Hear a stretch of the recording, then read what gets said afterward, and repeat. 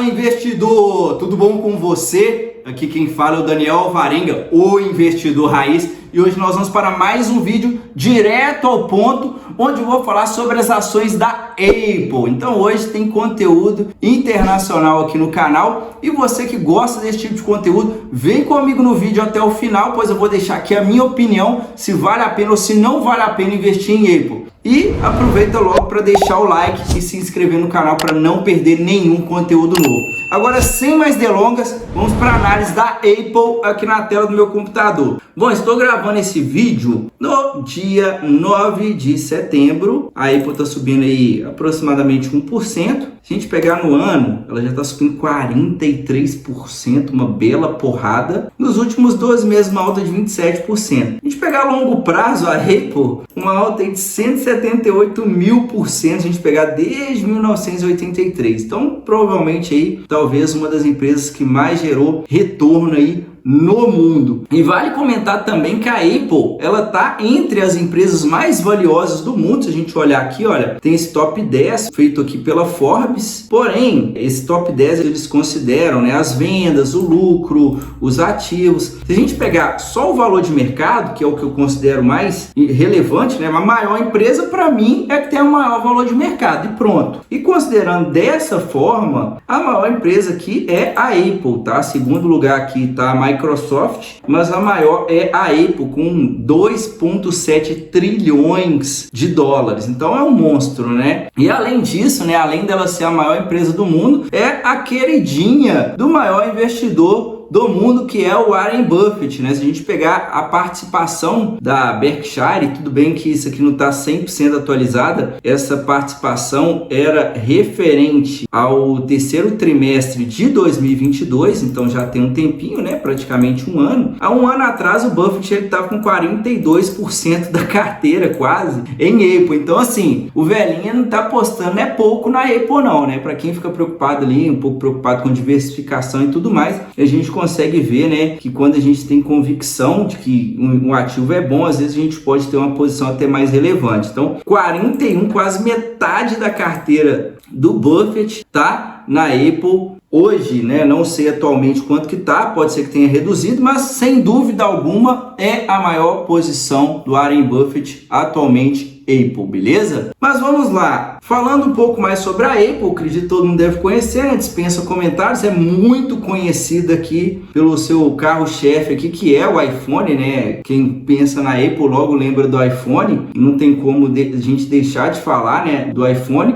porém ela tem uma gama de produtos muito grande, tá? Se a gente olhar aqui, olha, tem o MacBook, iPad, Apple Watch, acessórios, olha lá, vários tipos de MacBook, os iPhones, TV, e fora a questão dos serviços, né? Apple TV+, Apple Music, que está crescendo bastante a receita nesses segmentos. Então isso aqui também é bem interessante. AirPods também. Então a Apple, né? A gente lembra muito do iPhone, mas é uma empresa de tecnologia muito conhecida pela qualidade dos seus produtos e por fazer com que os clientes, né, uma vez que a pessoa vire cliente, adquira um produto, acabe às vezes se tornando fã da marca, né? Então esse aqui é um dos grandes diferenciais da Apple. A Apple, se você quiser investir na empresa, o código de negociação dela é AAPL. Mas aí para você investir, você tem que abrir conta em uma corretora lá de fora, fazer o câmbio para você conseguir comprar diretamente as ações da Apple. Caso você não queira, Daniel, não quero abrir conta, não quero mandar meu dinheiro lá para fora, eu quero investir no Brasil, aqui dentro da minha corretora, eu consigo comprar a Apple? Consegue. Você consegue comprar através da BDR, que é um recibo lastreado nas ações lá de fora. Então é como se você estivesse comprando a Apple só em reais. Vale ressaltar que tem uma liquidez menor, mas é uma liquidez também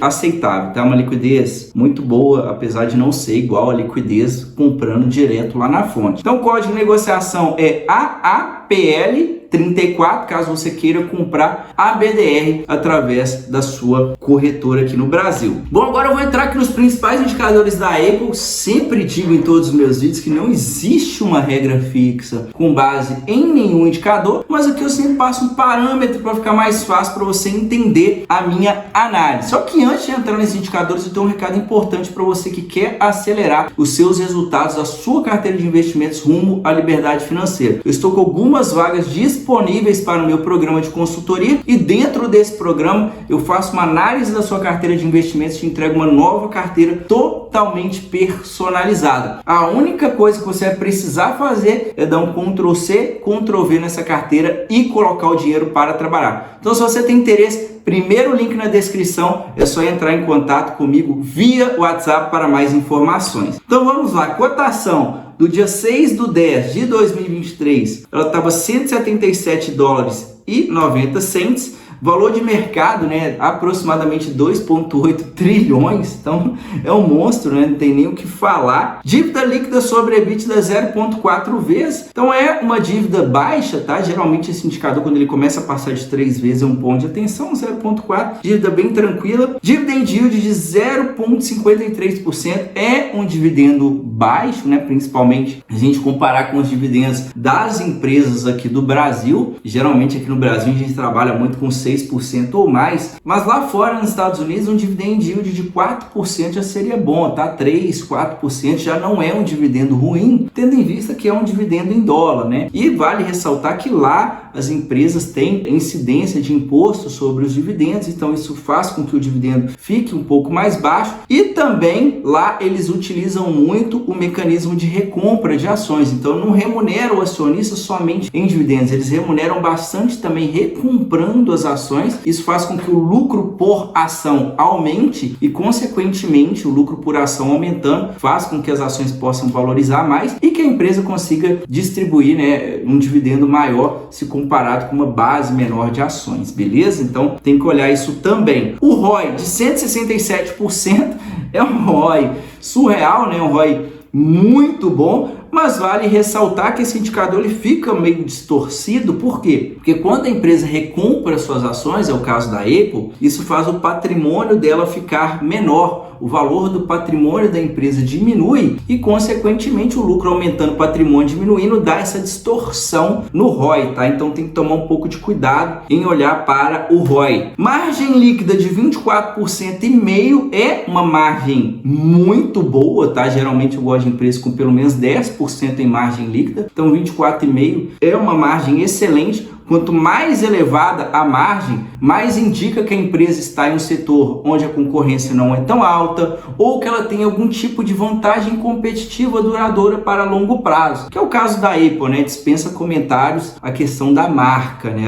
É uma vantagem competitiva muito forte que a Apple tem. Entrando aqui no CAGR dos lucros da Apple, ela cresceu nos últimos anos uma taxa de crescimento anual composta de 15,6% ao ano os seus lucros. É um crescimento fantástico, tá? Uma empresa grande, a maior do mundo aí, que já tem resultados muito robustos, conseguir continuar crescendo a uma taxa de duplo dígito ao ano é um crescimento muito fora da curva, tá? Isso aqui me chama bastante atenção positivamente. E outro indicador que é o preço sobre lucro, ela está negociada aí a 29 vezes o lucro dos últimos 12 meses. É um múltiplo de preço um pouco esticado, né? Se a gente olhar aí, geralmente eu costumo dizer que 15 vezes é um múltiplo de preço nem caro, nem barato, mas vale ressaltar, né? Diante do contexto, diante dos fundamentos da empresa, tanto da parte quantitativa quanto da parte qualitativa, talvez 29 vezes, né, não seja uma empresa extremamente cara, tá? Levando em consideração o crescimento da empresa, né, crescimento de quase 16% ao ano, mais as margens e as vantagens competitivas, não vou dizer que 29 vezes é barato, mas se a gente analisar todo o contexto, talvez não esteja cara, tá? E por isso, né, que às vezes eu não gosto de comprar empresas aqui no Brasil que negociam ali 30, 40 vezes lucro. Por que que eu não gosto? Poxa, me pagar 40 vezes lucro uma empresa no Brasil,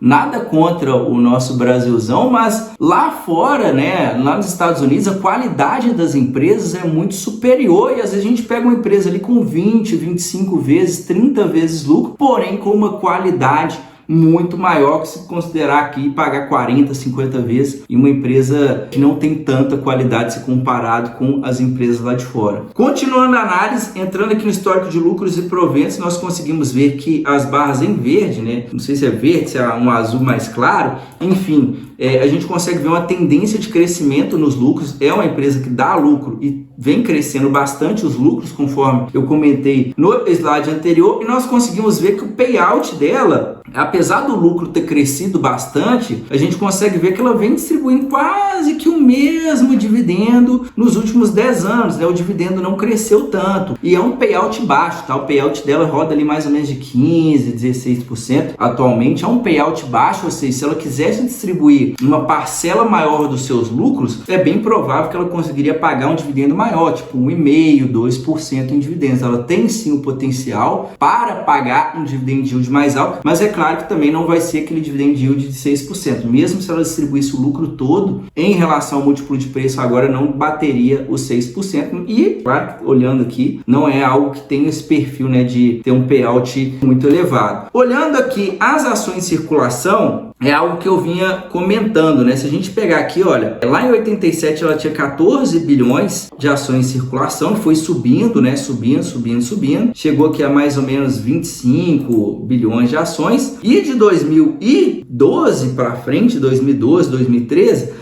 ela vem recomprando. Então isso aqui é uma forma de remunerar o acionista, além dos dividendos. A gente consegue ver que de lá para cá, né, ela recomprou muitas ações, saindo ali de mais ou menos 25 bilhões para aproximadamente 15 bilhões de ações em circulação. Toda essa queda, né, faz o lucro por ação aumentar. Então mesmo que se o lucro não sair muito do lugar e ela diminuir a quantidade de ações em circulação, o lucro por ação aumenta. Então sim, eu gosto bastante de ver essa estratégia das empresas em remunerar seus acionistas através da recompra de ações. Entrando no histórico de cotações, não tem muito o que falar, né? Lá em 2013, cotada mais ou menos 17 dólares, por aí, 20 dólares, agora está 175 dólares. Gerou bastante valor aí para os seus acionistas nos últimos 10 anos. Se a gente pegar mais longo prazo ainda, não tem nem muito o que falar, né? Dispensa comentários. Bom, agora eu vou entrar no histórico dos resultados da Apple desde 2015 até o consolidado dos últimos 12 meses. Você que está acompanhando aqui até agora, está gostando do conteúdo, deixa likezeira, dá uma força aqui pro Raiz, finalizar aqui a análise e dar a minha opinião sobre a empresa, beleza?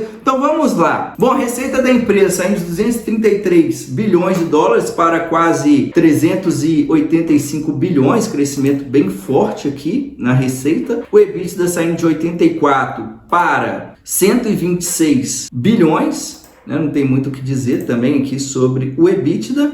E o lucro líquido saindo de 53 para 94, quase 95 bilhões. Então a gente consegue ver, né, que ela vem uma crescente. É claro que não é aquela crescente linear, todo ano cresce o lucro. Por melhor que a empresa seja, é uma utopia, né? A empresa ficar todo ano cresce lucro, né? E dificilmente isso acontece. Principalmente a empresa que já tem um porte bem relevante. Mas conseguimos ver, né, que a longo prazo esse lucro aumentou bastante, que já vinha frente a uma base bem relevante.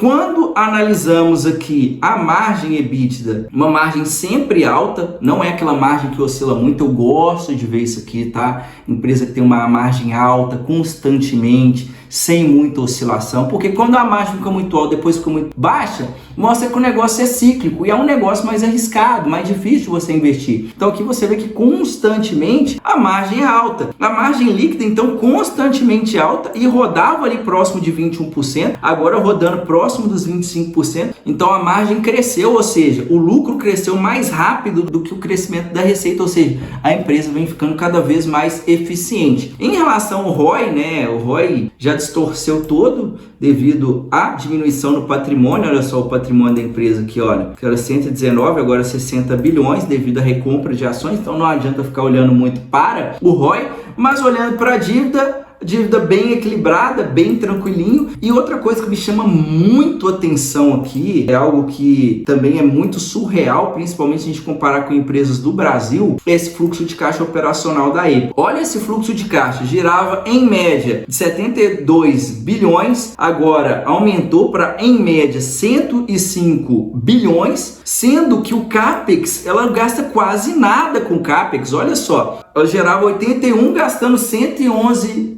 bilhões em investimento. Aí depois aumentou um pouquinho, agora está mais ou menos, ou seja, o CAPEX da empresa gira praticamente em linha, sem demandar muito investimento, ou seja, ela não precisa de muito investimento para ela poder crescer. Esse tipo de negócio aqui é o negócio mais fantástico de todos. A empresa gerando aqui 113 bilhões em fluxo de caixa operacional, sendo que em CAPEX ela está gastando 12. Olha o fluxo de caixa livre aqui, ó. O fluxo de caixa livre da empresa rodava ali próximo de 57, 60 bilhões. Agora ela está com fluxo de caixa rodando aí em mais de 100 bilhões, ou seja, o fluxo de caixa operacional dela cresceu bastante, enquanto ela não demandou quase nada de investimento. Por quê? Porque a empresa tem vantagens competitivas muito sólidas, né? Conforme eu falei, a marca da Apple faz muita diferença, então ela tem uma estratégia ali de estar sempre lançando produtos novos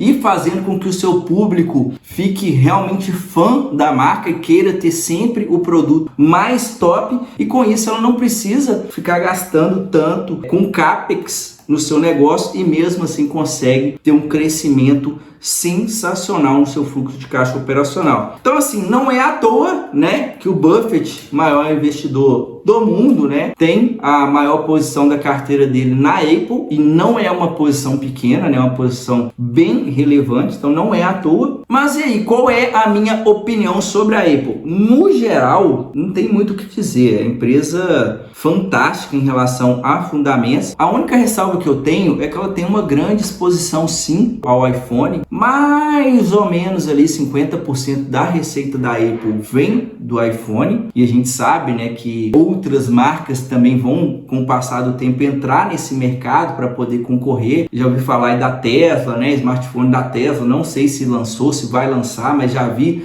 boatos sobre o smartphone da Tesla. Tem também o Google lançando aí smartphone. Então esse mercado, né, a concorrência não é boba, sabe que é uma máquina de fazer dinheiro esse produto da Apple, e vão criar produtos aí para competir, mas até então, né, nenhum outro smartphone está conseguindo bater de frente com o iPhone. E vale ressaltar também que ela vem crescendo seus outros segmentos para ela não ficar nessa dependência somente do iPhone. Então, minha opinião, é uma empresa sensacional. Em relação ao múltiplo de preço, depois de toda essa alta desse ano, né, eu não vou falar, poxa, é uma empresa barata, não. Mas devido a toda essa qualidade, é um ativo que justifica, na minha visão, você pagar ali um múltiplo de preço de 20 e poucas vezes, tá? Passou de 30, eu já acho que, mesmo sendo a Apple, fica um múltiplo de preço bem esticado. Então, minha única ressalva seria em relação a isso, questão de preço e questão da dependência do iPhone, mas sem dúvida alguma